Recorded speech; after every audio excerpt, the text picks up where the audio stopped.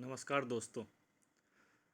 Renewable energy के field में अगस्त 2022 में क्या अपडेट है उसके बारे में डिस्कस करेंगे। और ये मैं वीडियो जो है न्यूज़ का जो वीडियो दो पार्ट में बनाता हूँ, तो इस पार्ट में मैं कवर करूँगा कि जो गवर्नमेंट सेंट्रल और स्टेट गवर्नमेंट का क्या पॉलिसी अपडेट रहा, क्या इन्वेस्टमेंट रहा, क्या रेगुलेटरी अपडेट रहा। इसके अलावा और भी जो भी मिसलेनियस एक्टिविटीज़ हैं उसके बारे में मैं अपडेट करता हूँ।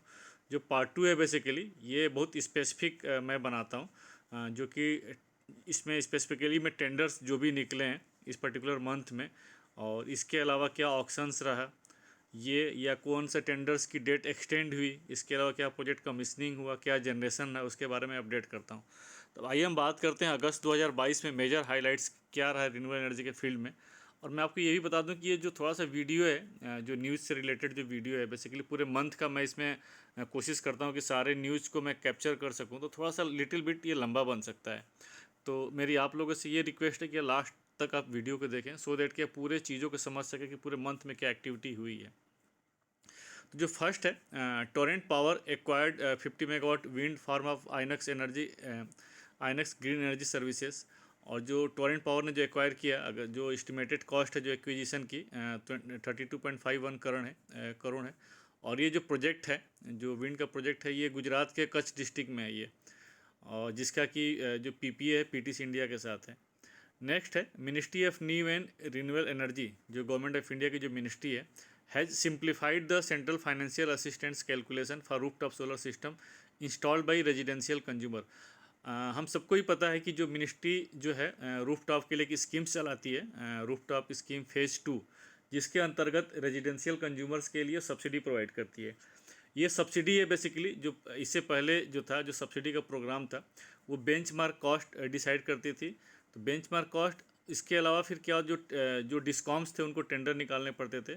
जो टेंडर में जो कॉस्ट निकल के आती थी, और ये जो बेंचमार्क कॉस्ट जो भी इसमें लोअर होता था उसको दिया जाता था। तो बेंचमार्क कॉस्ट भी जो बेसिकली जो है जनरल स्टेट और स्पेशल कैटेगरी के स्टेट्स है। इसके अलावा जो है कैपेसिटी वाइज जो था उसमें 1 to 3 kilowatt, more than 3 kilowatt, बहुत सारी कैटेगरी इसमें डिफाइंड थी। इसको बिल्कुल ही सिंप्लीफाई कर दिया है, और इसमें इसने फिक्स कर दिया है जो 3 किलोवाट तक का सिस्टम होगा उसमें 14,588 आपको मिलेगा और पर किलोवाट। और 3 किलोवाट से बड़ा सिस्टम है, और अगर 10 किलोवाट तक का सिस्टम है, क्योंकि सब्सिडी का प्रोविज़न वैसे ही है, इसमें आपको 7,294 पर किलोवाट मिलेगा। और और इसमें बेसिकली आप 3 किलोवाट से बड़ा सिस्टम लगाते हैं, मान लीजिए 5 किलोवाट का सिस्टम लगाते हैं, तो 3 किलोवाट का सिस्टम जो ये वाली सब्सिडी है 40%, जो कि अप टू 3 किलोवाट वो एप्लीकेबल होगा। उसके ऊपर जो 2 किलोवाट का सिस्टम है, ये 7,294 पर किलोवाट वाला सिस्टम अप्लीकेबल होगा। अगर 10 किलोवाट से बड़ा सिस्टम है तो ये फिक्स है 94,822 रुपीज़। तो बिल्कुल इसने सिंप्लीफाई कर दिया है। नेक्स्ट है, एक्चुअली इसी से रिलेटेड है, प्राइम मिनिस्टर ने लास्ट मंथ में ही कुछ प्रोजेक्ट्स और कुछ स्कीम्स को इनोग्रेट किया, लॉन्च किया, जिसमें कि था एक first national portal for rooftop solar. जो रूफटॉप स्कीम है इसको बहुत ही सिंप्लीफाई कर दिया गया है, और आप एक नेशनल इसका एक पोर्टल बनाया गया है। कोई भी एक रेजिडेंशियल कंज्यूमर हो, without waiting for discom tender या सब्सिडी जो भी है, आप उस पोर्टल पे जाइए, और पोर्टल पर आप अगर किसी को रूफटॉप प्रोजेक्ट्स लगाना है तो सीधे आप सिंपल फॉर्म है वहाँ पर फॉर्म भरिए, उसके बाद प्रोसेस स्टार्ट हो जाएगा। और ये जो बेसिकली जो डेट है ये 31 दिसंबर 2022 तक है। तो इसको बहुत ही सिंपल कर दिया। पहले तो ये था कि डिस्कॉम्स टेंडर्स निकालते थे, टेंडर्स निकालने के बाद जो वेंडर्स थे उसको इम्पैनल करते थे, फिर आपको डिस्कॉम्स की वेबसाइट पर जा करके आपको डिटेल्स भरनी होती थी, फिर जो वेंडर्स थे फिर आपको कांटेक्ट करके फिर प्रोजेक्ट्स लगाते थे, फिर सब्सिडी जो भी है सब्सिडी माइनस करके फिर वो मिलता था। अब इस केस में ऐसा किया है कि सीधे आपको सब्सिडी जो है डीबीटी के थ्रू आपके अकाउंट में आ जाएगा। तो सिंपल को जो प्रोसेस इसको बहुत ही सिंप्लीफाई कर दिया गया है। जो नेक्स्ट है ministry of power programme revamped distribution sector programme, RDSP के नाम से जाते हैं, जिसका कि टोटल फाइनेंशियल आउटले जो है 3.03 ट्रिलियन रुपीज़ का है, जो कि 2025-26 तक है। इसका भी प्राइम मिनिस्टर ने इसको लॉन्च किया। फिर नेक्स्ट है एनटीपीसी के दो मेजर प्रोजेक्ट्स थे, फ्लोटिंग सोलर प्रोजेक्ट्स, 100 मेगावाट का और 92 मेगावाट का, जो कि कंप्लीट हो गए हैं, कमीशनड हो गए हैं। 100 मेगावाट का जो है एनटीपीसी का जो प्रोजेक्ट्स है फ्लोटिंग तेलंगाना के रामागुंडम में है, और 92 मेगावाट का कायाकुलम में है, बेसिकली केरला में। तो इन दोनों प्रोजेक्ट्स को प्राइम मिनिस्टर ने इसको इनोग्रेट किया। जो नेक्स्ट है, ministry of new and renewable energy has extended the self certification of solar photovoltaic inverters under the bureau of energy standards from 30 जून 2022 31 दिसंबर 2022। ये बेसिकली इस अगर आप इसके बारे में आप जाएंगे डिटेल समझने की कोशिश करें तो इससे पहले भी बहुत बार एक्सटेंशन दिया जा चुका है। BIS के हिसाब से आज की डेट में जो सोलर से रिलेटेड सिस्टम है उसको इंडिया में ही सर्टिफाई करना पड़ता है, लेकिन जो इन्वर्टर है, चूँकि ये मेगावाट स्केल्स के इन्वर्टर इंडिया में अभी कोई भी लेबोरेटरी अभी इसमें है नहीं, इसलिए इसके लिए बार बार एक्सटेंशन दिया जाता है। इसमें सेल्फ सर्टिफिकेशन का प्रोविज़न है। नेक्स्ट है the energy and research institute, जो कि हम टेरी के नाम से जानते हैं, और REMC renewable energy management centre, ये ज्वाइंट वेंचर कंपनी है बेसिकली इंडियन रेलवे और राइट्स के बीच का। तो टेरी और REMC ने एक एग्रीमेंट साइन किया है। ये बेसिकली जो एग्रीमेंट है रिन्यूएबल एनर्जी का जो प्रोजेक्ट्स है इंडियन रेलवे के डेवलप करने के लिए ये एग्रीमेंट साइन किया गया है। एक मिनिस्ट्री ऑफ जो नेक्स्ट है, मिनिस्ट्री ऑफ पावर एक प्राप्ति पोर्टल को अपडेट करता है। और ये प्राप्ति पोर्टल का जो नोडल एजेंसी है PFC, on behalf of ministry of power, PFC इस चीज़ को अपडेट करता है। तो प्राप्ति पोर्टल पर बेसिकली जो डिस्कॉम्स और जनरेटर्स के जो ड्यू हैं, बेसिकली जो जनरेटर्स हैं जो डिस्कॉम्स के ऊपर ड्यू हैं, उसको monthly basis per month wise month इसको अपडेट किया जाता है। तो जो प्राप्ति पोर्टल की अगर हम लोग बात करें तो प्राप्ति पोर्टल के हिसाब से जो रिन्यूएबल एनर्जी के जो जनरेटर्स हैं आज की डेट में डिस्कॉम्स के ऊपर 23,706 करोड़ ड्यूज हैं, जिसमें कि जो डिस्प्यूटेड अमाउंट है वो एक्सक्लूड करके बताया जा रहा है। ये जो फिगर है बेसिकली ये जुलाई तक का फिगर है, और ये अगर जून के फिगर से कंपेयर करें तो 18% ज़्यादा है। जो नेक्स्ट है, Tata power signed an agreement with real estate company JLL India to promote green energy solutions in the realty space. Next है, GAIL India has invited bids from the project management consultant PMC for setting up a 10 megawatt ground mounted solar projects at the GAIL's Vijaypur complex in the Guna district of Madhya Pradesh. फिर next है, Tata power green energy has commissioned a 225 megawatt solar wind hybrid power projects in Rajasthan. Basically ये जो commissioning से related है मैं आपको बताता हूँ कि नेक्स्ट वीडियो में अपडेट करता है, लेकिन थोड़ा सा स्पेसिफिक था। ये स्पेसिफिक क्या है कि ये सोलर विंड हाइब्रिड प्रोजेक्ट्स की बात की जा रही है। तो सोलर विंड हाइब्रिड प्रोजेक्ट्स में जो पहले के जो टेंडर्स थे अब ये कमीशन होने शुरू हो गए हैं, और ये भी एक बहुत ही एक नया इनिशिएटिव है। Ministry of new and renewable energy ने एक पॉलिसी भी इस पर इशू किया हुआ है, सोलर विंड हाइब्रिड की पॉलिसी भी इशू किया हुआ है। तो इसमें क्या है कि जनरली ये कॉम्प्लीमेंट्री नेचर में है, और इसमें जो PLF है, जो हाइब्रिड प्रोजेक्ट्स के PLF भी ज़्यादा होते हैं। तो इस स्कीम के अंतर्गत सेकी ने टेंडर निकाला था, लेकिन ये जो प्रोजेक्ट है बेसिकली ये टाटा पावर मुंबई डिस्ट्रीब्यूशन, जो टाटा पावर का मुंबई में डिस्ट्रीब्यूशन कंपनी, उसके लिए प्रोजेक्ट डेवलप किया गया है। तो 225 मेगावाट का सोलर विंड हाइब्रिड प्रोजेक्ट जो राजस्थान में था टाटा पावर ने कमीशन कर लिया है। नेक्स्ट है, ministry of new and renewable energy has inform that finance ministry has approved their proposal of central financial assistance of solar power pumps up to the 15 HP capacity in the north eastern states and Himalaya states considering the topography। तो basically पहले क्या था, आप मेरा देखिए PM कुसुम पर मैंने detail में वीडियो बना रखा है, और इसमें प्रॉब्लम्स ये आ रही थी कि जो हिली स्टेट्स हैं या नॉर्थ ईस्टर्न स्टेट्स हैं तो वहाँ पर जो वाटर लेवल है बेसिकली थोड़ा सा लोअर, मतलब इतना नहीं मिलता है, तो इसलिए जो उनकी जो पंप कैपेसिटी है उस पंप कैपेसिटी को बढ़ाने की बात चल रही थी। तो ministry of new and renewable energy ने फाइनेंस मिनिस्ट्री को भेजा था प्रपोजल कि सो दैट कि पंप कैपेसिटी बढ़ाई जा सके और उस पर CFA बढ़ा सके। उस प्रपोजल को मिनिस्ट्री ऑफ फाइनेंस ने एक्सेप्ट कर लिया है, उसी को ये inform ministry of new and renewable energy ने इन्फॉर्म किया है। नेक्स्ट है, ministry of power has propose the introduction of high price market segment for the day ahead market. As per the new proposal, generators with the variable cost higher than the day ahead market price cap of 12 rupees per unit will be allowed to participate in the meeting market. आप इधर देख रहे होंगे कि जो central electricity regulatory commission CERC ने जो trading जो था बेसिकली जो डे हेड मार्केट में जो ट्रेडिंग था इसको इसने कैप कर दिया था 12 रुपये से। आप ट्रेडिंग ने 12 रुपये पर कैपिंग कर दिया था। तो अब इसमें प्रॉब्लम्स ये आ रही थी कि जिनके एक्चुअल में वेरिएबल कॉस्ट है, मान लो जो गैस बेस्ड प्लांट है उनकी वेरिएबल कॉस्ट बहुत ज़्यादा होती है, गैस की कॉस्ट ज़्यादा है आज की डेट में, तो उनके जो इलेक्ट्रिसिटी प्रोडक्शन कॉस्ट है ज़्यादा आ रहा था, तो वो पार्टिसिपेट कर ही नहीं सकते थे क्योंकि कैपिंग 12 रुपये पर।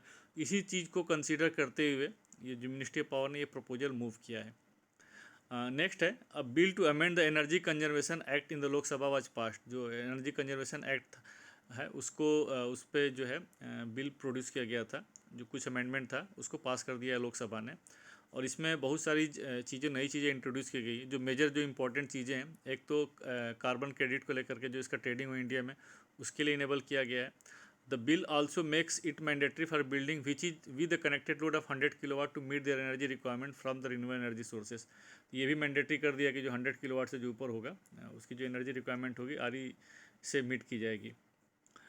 द नेक्स्ट है the union cabinet has approved the nationally determined contribution as agreed under Paris agreement.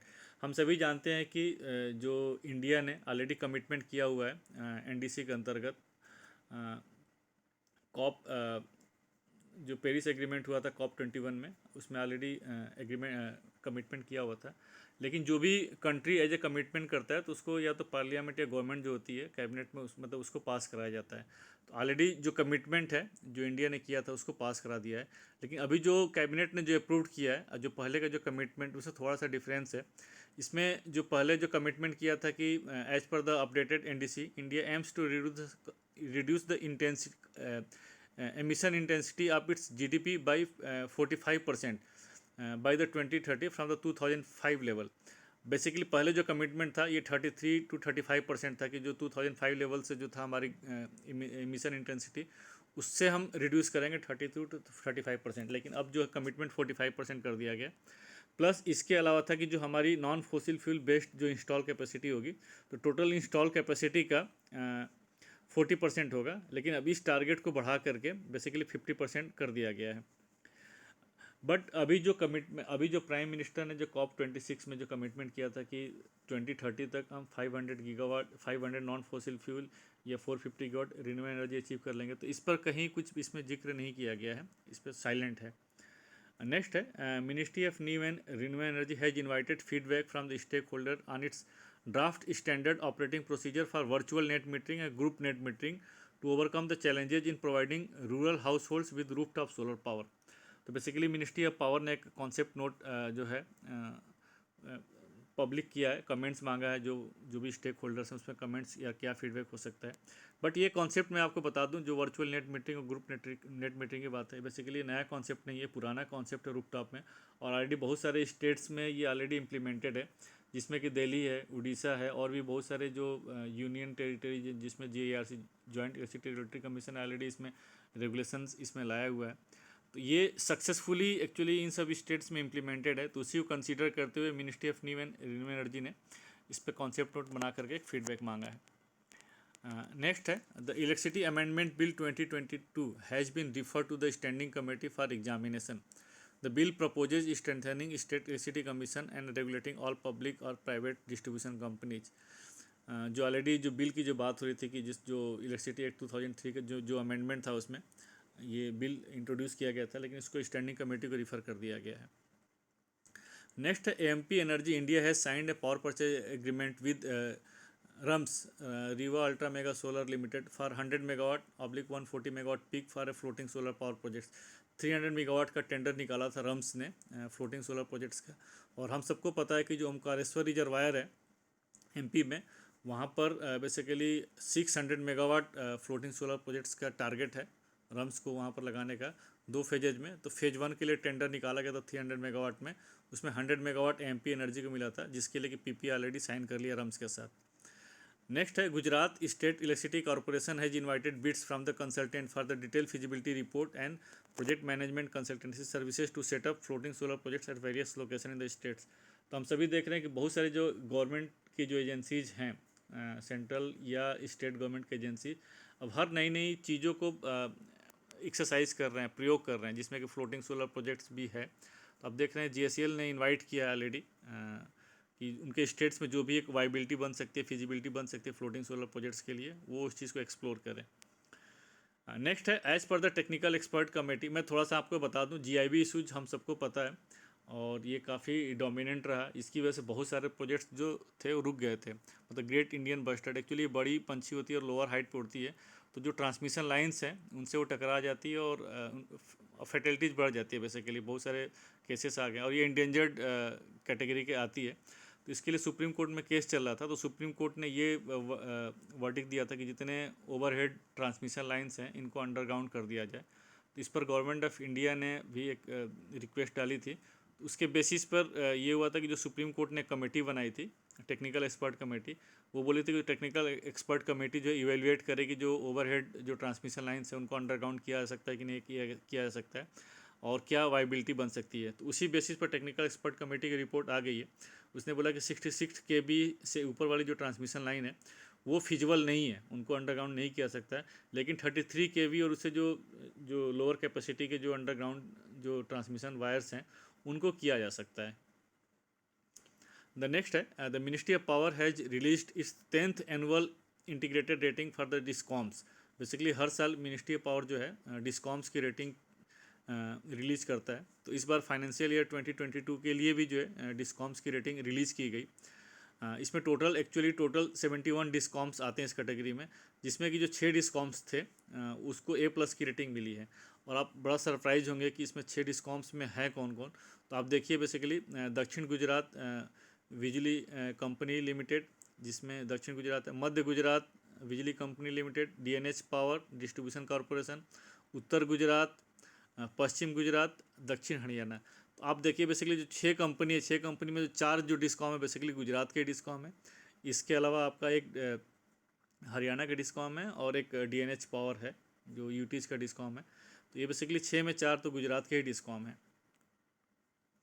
Next है, Punjab state electricity regulatory commission has set an additional surcharge of 1.1 per unit and 70 paisa per unit for full open access consumers and partial open access consumers for period from 1 April 2022 to 30 September 2022। Next है JSW neo energy. Basically ये 100% subsidiary company है JSW energy की। तो JSW neo energy जो है ये मित्रा energy India की जो RE portfolio, renewable energy portfolio है, उसको पूरा एक्वायर करेगा ये। और अगर हम RE पोर्टफोलियो की बात करें तो उस RE पोर्टफोलियो में टोटल 1753 मेगावाट के रिन्यूएबल एनर्जी कैपेसिटी है। और जो टोटल जो डील हुई है बेसिकली 10,531 करोड़ में हुई है। नेक्स्ट है NLC India Neyveli lignite corporation. NLC India signed an memorandum of understanding with Assam power distribution company to form a joint venture company with equity participation of 51% और 49% रिस्पेक्टिवली। बेसिकली NLC इंडिया की 51% equity रहेगी और Assam power का 49% equity रहेगा। और ये दोनों जो जॉइंट वेंचर कंपनी है बेसिकली 1000 मेगावाट का सोलर प्रोजेक्ट डेवलप करेंगे असम में। नेक्स्ट है Greenko sell develop a captive renewable energy projects for a supply of 100 megawatt around the clock carbon free power of Hindalco's plant in Odisha. आप कैप्टिव, हम सबको पता है कि कैप्टिव का स्टेटस लेना है तो उसमें 26% इक्विटी मिनिमम होना चाहिए, और जो जनरेशन होगा उस प्लांट से तो मिनिमम 51% आपको लेना पड़ेगा। तो जिसमें हिंडाल्को की जो इक्विटी होगी मिनिमम 26% होगी इस जॉइंट वेंचर में, और पावर जो है 100% हिंडाल्को तो लेगा ही। तो ग्रीनको जो है ऑन बिहाफ ऑफ हिंडाल्को जो है कैप्टिव प्लांट लगाने जा रहा है, और जो उसमें जो एक्सपेक्टेड जो सोलर और विंड कैपेसिटी आएगी 100 मेगावाट के लिए 375 से 400 मेगावाट के आसपास लगेगा। और कोई भी अगर हम round the clock renewable energy की अगर हम लोग बात करते हैं तो इसमें सोलर, विंड प्लस स्टोरेज भी चाहिए। तो बेसिकली जो ग्रीनको जो है स्टोरेज जो प्रोवाइड करेगा, ये हाइड्रो पंप स्टोरेज जो है आंध्र प्रदेश में डेवलप कर रहा है, तो स्टोरेज वहाँ के थ्रू प्रोवाइड करेगा ये। थोड़ा सा मैं आपको यहाँ पर अपडेट कर दूँ कि जो ग्रीनको है बहुत ही aggressively pump storage hydro projects ये कर रहा है, जिसमें ये कर्नाटका में और आंध्र प्रदेश में कर रहा है ये। Next Gujarat Urja Vikas Nigam limited GUVNL has invited bids to set up pilot projects of 1 gigawatt hour 500 megawatt into 2 hours stand Elon battery energy storage system in Gujarat for on demand uses under tariff based competitive bidding phase 1। और जो minimum bid की size होगी उसमें 80 megawatt our की होगी। मैं आपको यहाँ पर थोड़ा सा ये भी अपडेट कर दूँ कि सेकी जो है सेम कैपेसिटी का जो सेकी ने टेंडर निकाला था अप्रैल 2022 में, जिसका कि रिवर्स ऑक्शन कंप्लीट हो गया है, और उसमें JSW एनर्जी जिसमें लोवेस्ट बिडर आया है। तो सेम यही कैपेसिटी, और इस पर मैंने डिटेल में एक वीडियो ही बनाया है, तो मैं आपसे रिक्वेस्ट करूँगा कि आप जा करके देखिए पूरी अंडरस्टैंडिंग के लिए कि बैटरी एनर्जी स्टोरेज जो stand alone battery energy storage है उसमें क्या कंडीशंस होती है। नेक्स्ट है Chhattisgarh state electricity regulatory commission has issued a regulation called the Chhattisgarh state electricity regulatory commission terms and condition for determination of generation tariff and related matter for electricity generation by the plants on the renewable energy sources regulation 2022। और ये जो basically regulation है it is valid up to 31 मार्च 2025। इसके through जो है जो discom जो renewable energy purchase करेगा उसके लिए क्या टैरिफ होगा, उसमें इसकी कंडीशंस बताई हुई है। नेक्स्ट है, West Bengal electricity regulatory commission has set wheeling charges of 99 paisa per unit for open access consumer for financial year 2022-23। जो व्हीलिंग चार्जेज है बेसिकली ये डिस्कॉम्स के लिए होता है। और थोड़ा सा मैं आपको अपडेट करूँ, जो ओपन एक्सेस कंज्यूमर होते हैं उनको बहुत सारे चार्जेस देने पड़ते हैं, जिसमें cross subsidy surcharge, additional surcharge, wheeling charges, अगर ट्रांसमिशन नेटवर्क यूज़ करना तो ट्रांसमिशन चार्जेज एंड लॉसेस, ये सब देना पड़ता है। नेक्स्ट है, central electricity regulatory commission has granted time for 1 more year, जो कि 15 अगस्त 2022 से स्टार्ट होगा, for power exchanges to align their clearing and settlement system to the payment and settlement system act 2007। Next है Vikram solar. Basically Vikram solar, अगर कोई solar energy में अगर अपडेट रखता है तो विक्रम सोलर के बारे में सभी जानते होंगे। ये अभी तक ये one of the largest module manufacturing company है और ये ईपीसी प्लेयर्स भी हैं, तो बहुत सारे प्रोजेक्ट्स भी इसने एग्जीक्यूट किए हैं विक्रम सोलर ने।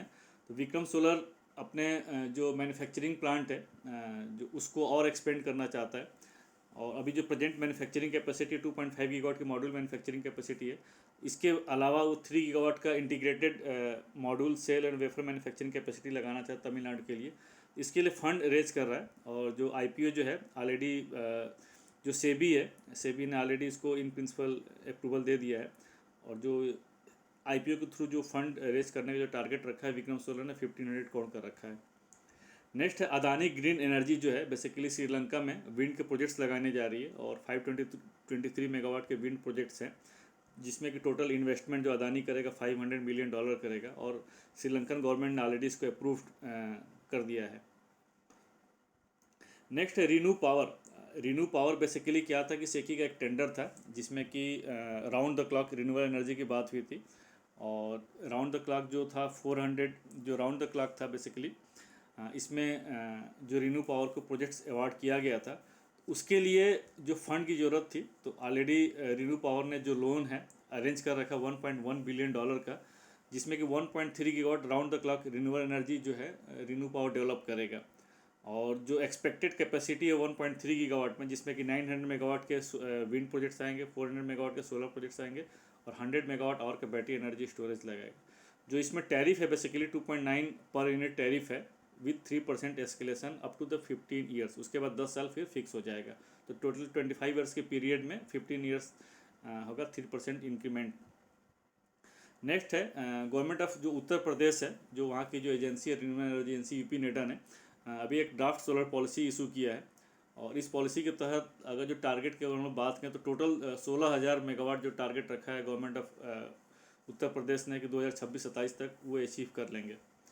नेक्स्ट है ministry of new and renewable energy ने अभी models and manufacturers model manufacturers list जो है बेसिकली जिसको ALM बोलते हैं, उस लिस्ट को अपडेट किया है। और अगर हम इस अपडेट की बात करें तो इसमें यूनिकनेस क्या है, तो बेसिकली एक यूनिकनेस है कि अब तक जो अपडेटेड लिस्ट थी उसमें 400 वाट से ज़्यादा के पैनल अप्रूव नहीं थे। इस लिस्ट में बेसिकली 600 वाट और 650 वाट के पैनल भी अप्रूव्ड इसमें आ गए हैं। और अभी नई लिस्ट है, इस लिस्ट के हिसाब से अभी तक 66 मॉडल मैन्युफैक्चरर्स की इसमें इनलिस्ट हो गए हैं। नेक्स्ट है power system operation corporation POSOCO has debarred 15 discoms of 6 states from buying or selling electricity at power exchange under the late payment surcharge rules as they have not cleared their dues to generator। Basically क्या हुआ कि ministry of power ने अभी recently जो है एक electricity rules 2022 on the late payment surcharge और related matters जो था अभी इशू किया था। तो इसी रूल्स को कंसीडर करते हुए पोसोको ने बेसिकली उसमें ये था कि अगर आप शॉर्ट टर्म पेमेंट नहीं करते हैं तो उस केस में जो डिस्कॉम्स होंगे उनको डीबार कर दिया जाएगा ट्रेडिंग करने के लिए कि आप एक्सचेंज के थ्रू ट्रेडिंग नहीं कर सकते हैं। इसी रूल्स को इन्वोक करते हुए पोसोको ने जो 15 डिस्कॉम्स हैं 6 स्टेट्स के और यूनियन टेरिटरीज का था उसको डीबार कर दिया है। थोड़ा सा मैं आपको यह बता दूं, थोड़ा सा अपडेट कर देता हूं मैं आपको बेसिकली कि अगर हम शॉर्ट टर्म की बात करें तो मैक्सिमम इंडिया में अभी आज के डेट में जो पावर सेल है, जो एग्रीमेंट है बेसिकली लॉन्ग टर्म एग्रीमेंट है। 90% तक लॉन्ग टर्म एग्रीमेंट है, 10-12% हम बोल सकते हैं कि शॉर्ट टर्म एक्सचेंज के थ्रू एग्रीमेंट होता है। उसमें भी अगर हम लोग थोड़ा सा और कैटेगरी वाइज देखें उसमें एक्सचेंज के थ्रू कितना होता है और बाईलेटरल कितना होता है, उसमें भी ये 5-6% के आसपास ही रेशियो पाएगा। तो बहुत ज़्यादा इम्पैक्ट तो नहीं होगा। और वर्स्ट केस में क्या हो सकता है कि डिस्कॉम अधिक से अधिक से क्या कर सकता है कि लोड सेटिंग कर ले अगर नहीं मिलता है तो। खैर ये बहुत सारे और भी मैटर्स हैं, अगर इस पर डिटेल में बनाएंगे तो काफ़ी लंबा वीडियो बन जाएगा। फिलहाल जो पोसोको ने जो है जो 15 डिस्कॉम्स थे उनको डीबार किया हुआ है। जो नेक्स्ट है, Norway's climate investment fund to acquire 49% stake in 420 megawatt solar projects in Rajasthan. The estimated cost of the project is 280 crore. This project has been developed by the Allen green energy. Next है NHPC और BEL Bharat electronics limited ने एक MOU sign किया है। इस MOU के हिसाब से वो गीगावाट स्केल जो है vertically integrated solar manufacturing unit जो है सेटअप करेंगे। नेक्स्ट स्टर्लिंग एंड विल्सन ने स्टर्लिंग एंड विल्सन को एक बहुत बड़ा कॉन्ट्रैक्ट मिला है अभी, जिसमें कि एनटीपीसी जो है गुजरात के जो खावड़ा रिन्यूएबल एनर्जी पार्क है वहाँ पर 1255 1255 मेगावाट का सोलर प्रोजेक्ट डेवलप कर रहा है। उस 125 मेगावाट सोलर प्रोजेक्ट्स के लिए बैलेंस ऑफ सिस्टम के उसने टेंडर निकाला था, जिसमें कि स्टर्लिंग एंड विल्सन विनर्स निकल गया है। जो टोटल कैपेसिटी जो टोटल वैल्यू है बेसिकली इस प्रोजेक्ट की, जो बैलेंस ऑफ सिस्टम की जो वैल्यू है कॉन्ट्रैक्ट वैल्यू 2200 करोड़ के आसपास है। नेक्स्ट है, the Karnataka electricity regulatory commission has issued the draft green energy open access regulation 2022। Next है, the Bihar electricity regulatory commission has issued the draft RPO its compliance and REC framework implementation 4th amendment regulation 2022। मैं आपको यहाँ पर update कर दूँ कि ministry of power ने recently जो है आरपीओ के ऊपर एक अभी ऑर्डर इशू किया, नोटिफिकेशन इशू किया है, और इस पर मैंने डिटेल में वीडियो भी बनाया है जिसमें कि 29-30 तक ट्रेजेक्ट्री उसने बताया है। सेम उसी का पैटर्न फॉलो करते हुए in line with that MOP notification जो बिहार इलेक्ट्रिसिटी रेगुलेटरी कमीशन है उसने भी अभी ड्राफ्ट रेगुलेशन इशू किया है, जिस पे कमेंट्स मांगा है उसने। नेक्स्ट है, Karnataka electricity regulatory commission has issued the draft KERC forecasting scheduling deviation settlement and related matters for wind and solar energy sources 1st amendment regulation 2022। O2 power basically ये Gurgaon based company है ने जो O2 power उसने 55 megawatt का solar projects MB group है उससे acquire कर लिया है। Next, the ministry of power has issued guidelines for competitive procurement of renewable power by thermal and hydro power generators under the Generation Flexibility Program. The program intends to allow flexibility in generation and scheduling of thermal and hydro power stations by bundling renewable energy and storage. Next है, Reliance Industry Limited RIL will set up 20 gigawatt मतलब 20,000 megawatt solar generation capacity by 2022 for captive use. और अगर हम लोग बात करें इसके target की बात करें, अगर हम एम्स की बात करें RIL की, तो 100 गीगावाट का टारगेट है कि ये 2030 तक कैपेसिटी लगा लेगा। और इसने नेट कार्बन जीरो कंपनी का भी टारगेट रखा है कि 2035 तक ये अचीव कर लेगा नेट जीरो कार्बन एमिशन। तो होप दोस्तों मेरा जो अपडेट है रिन्यूएबल एनर्जी के बारे में ये अगस्त 2022 में, तो मेरी कोशिश ये है कि मैं मैक्सिमम न्यूज़ को कवर कर सकूं। अगर आपको मेरा ये अपडेट अच्छा लगा होगा तो आप लाइक करिए, मेरे चैनल को सब्सक्राइब करिए। फिर आपसे मिलते हैं एक नए वीडियो के साथ, तब तक के लिए थैंक यू, जय हिंद।